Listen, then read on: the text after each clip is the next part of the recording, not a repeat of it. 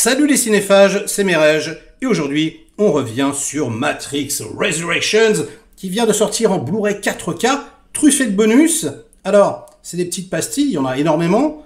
Bon, c'est conventionnel, hein, c'est commercial, mais bon, si on tend une oreille attentive, on trouve certains éléments de réponse aux questions que je me posais, puisque vous le savez, hein, moi, depuis ma première vision du film, j'avais des questions qui restaient en suspens. Je l'ai à la fois mis dans mon top 2021 et à la fois dans mon flop. Dans mon top, parce que pour une séquelle, c'est quand même vraiment très très surprenant, original, et c'est vrai que des suites, on en bouffe jusqu'à plus soif. Là, on ne peut pas lui enlever ça. C'était vraiment un film qui faisait différemment. Et du coup, c'était quand même un bol d'oxygène made in Hollywood, et ça faisait longtemps. Donc bravo, je peux pas le nier que j'ai pris beaucoup de plaisir et que j'ai été très très surpris. En revanche, dans mon flop, parce que Matrix 1, 2 et 3, c'était des maîtres étalons. Je veux dire, il y a eu un avant, un après Matrix, et j'ai même envie de vous dire, un avant et un après Matrix Reload, hein, parce qu'à l'époque, il n'y avait rien.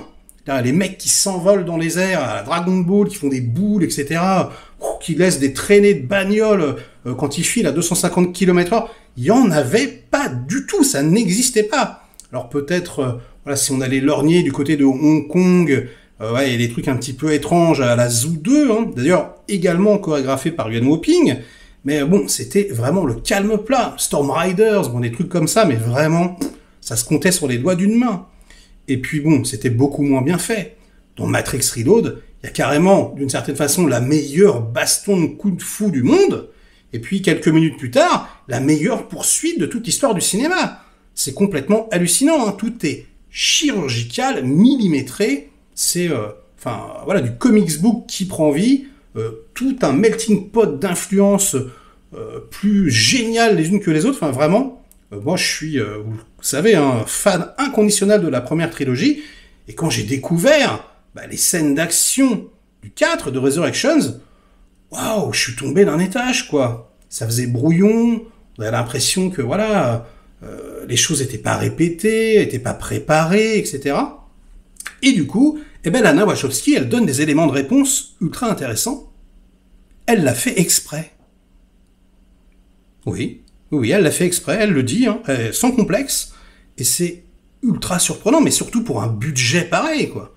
C'est-à-dire qu'en fait, elle voulait se laisser la possibilité, d'improviser tout le temps. Une des différences fondamentales, par exemple, entre le premier et le dernier épisode, c'est qu'ici, il y a, on va dire, 80% de lumière naturelle.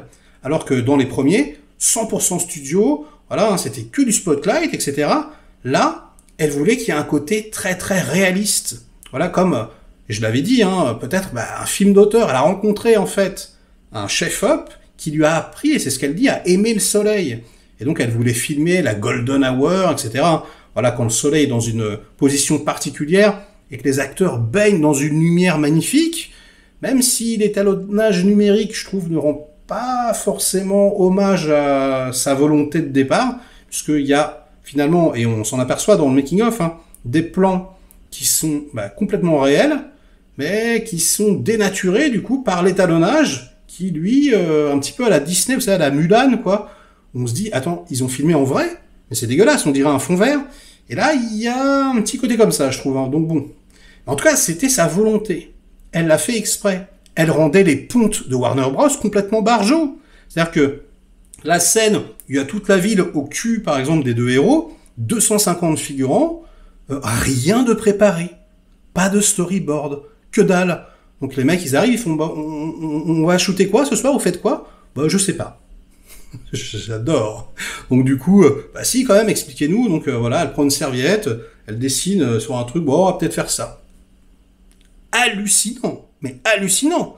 C'est-à-dire, sur un projet de cette ampleur, c'est complètement dingue.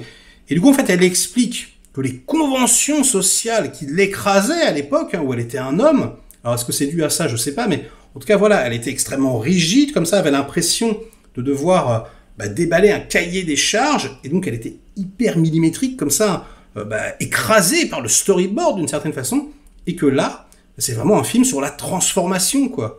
C'est, une chrysalide, bim, elle est devenue papillon, quoi, et du coup, maintenant, son style a évolué complètement, et Je trouve ça ultra intéressant parce que c'est jamais le cas dans une suite à Hollywood. Très très rarement. Parfois, ça peut arriver. Je pense par exemple à Die Hard 3, qui est l'antithèse totale du premier Die Hard. On va pas revenir dessus, mais bon voilà, quelque chose de très très très millimétrique comme ça, et qui passe à un truc complètement chaotique, jour, nuit, New York, Los Angeles, voilà, été, hiver, blabla, tout seul à deux. Bon, bref. Et du coup, les deux propositions sont extrêmement intéressantes. Là, bah, c'est un peu le cas, c'est-à-dire qu'on passe de quelque chose d'ultra léché à quelque chose de complètement chaotique. Et dans les bonus, on entend les chorégraphes d'action qui l'assument complètement, qui disent, bah non, en fait, on faisait exprès, on était là, on voulait quelque chose de brouillon, quelque chose de bordélique. Ils osent le dire, quoi. Et moi, je suis là, je suis dans l'interrogation, parce que, oui, c'est extrêmement intéressant. Enfin, je veux dire, la proposition artistique, elle est intéressante, il n'y a pas de problème. Ça me fait penser, quelque part, bah, voilà, aux artistes qui évoluent. Vous savez, moi, je compare ça un petit peu à une signature. C'est-à-dire que quand on est jeune, on a une signature, elle est très, on va dire, très rigide, on la copie un peu sur celle de ses parents, etc.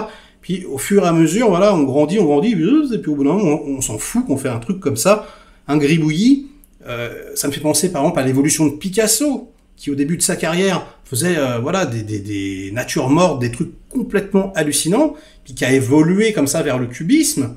Donc c'était son choix. C'est pas parce que c'était un peintre pourri ou un dessinateur obscur, c'est parce que juste il avait envie de faire ça, quoi. Et là c'est pareil, Lana elle est capable de faire des choses millimétrées, millimétriques, mais elle a plus envie. Elle a envie en fait d'être complètement libre et de voilà d'essayer de capter voilà le réel. Waouh, la vache, quoi. Et du coup, je trouve que c'est ultra surprenant venant d'un énorme studio comme Warner Bros. Parce qu'ils le savaient au moment du tournage. Donc ouais, on lui fait confiance. C'est Lana Wachowski, ils ont fait des hits, quoi. Mais quand même, quoi. Putain, et en plus, apparemment, ça a été tourné ultra vite, etc. Donc, moi, je suis assez stupéfait. Qu'est-ce que vous en pensez?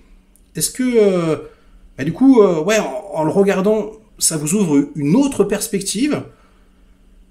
Moi, je suis assez bouche bée, hein, franchement, je m'attendais pas à, voilà, en plus, ça a été filmé pendant le tournage, hein, enfin voilà, c'est pas genre une lettre d'excuse, c'est vraiment, voilà, sa volonté pendant le tournage, quoi. Non, mais on va complètement improviser Matrix 4. C'est incroyable. Donc on a vraiment la thèse et l'antithèse, et donc finalement, c'est peut-être la suite, ou une des suites les plus intéressantes à ce niveau-là, à Hollywood, quoi. Voilà, on a fait le contraire total.